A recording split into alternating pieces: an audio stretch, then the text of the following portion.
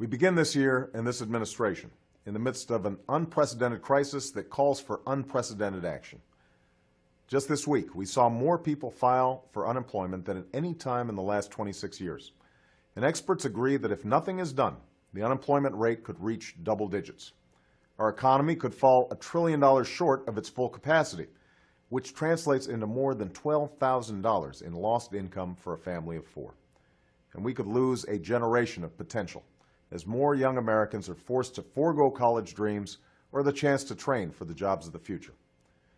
In short, if we do not act boldly and swiftly, a bad situation could become dramatically worse. That is why I've proposed an American Recovery and Reinvestment Plan to immediately jumpstart job creation as well as long-term economic growth. I'm pleased to say that both parties in Congress are already hard at work on this plan, and I hope to sign it into law in less than a month. It's a plan that will save or create 3 to 4 million jobs over the next few years, and one that recognizes both the paradox and the promise of this moment. The fact that there are millions of Americans trying to find work, even as all around the country there's so much work to be done.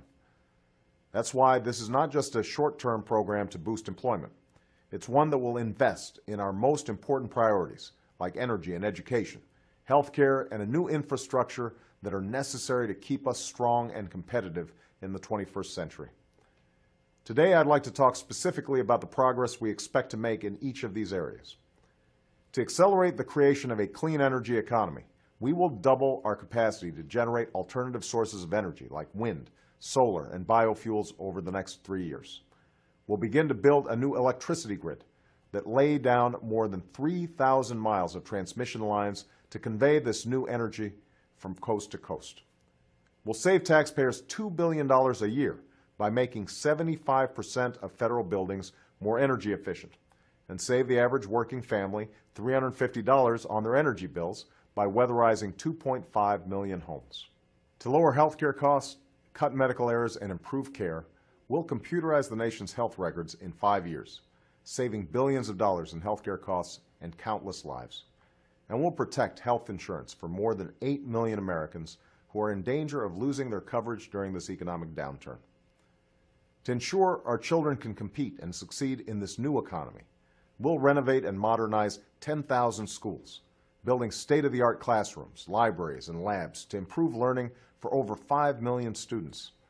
We'll invest more in Pell Grants to make college affordable for 7 million more students, provide a $2,500 college tax credit to 4 million students, and triple the number of fellowships in science to help spur the next generation of innovation.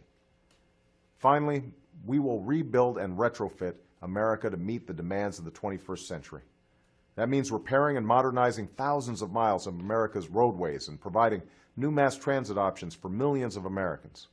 It means protecting America by securing 90 major ports and creating a better communications network for local law enforcement and public safety officials in the event of an emergency. And it means expanding broadband access to millions of Americans so business can compete on a level playing field wherever they're located.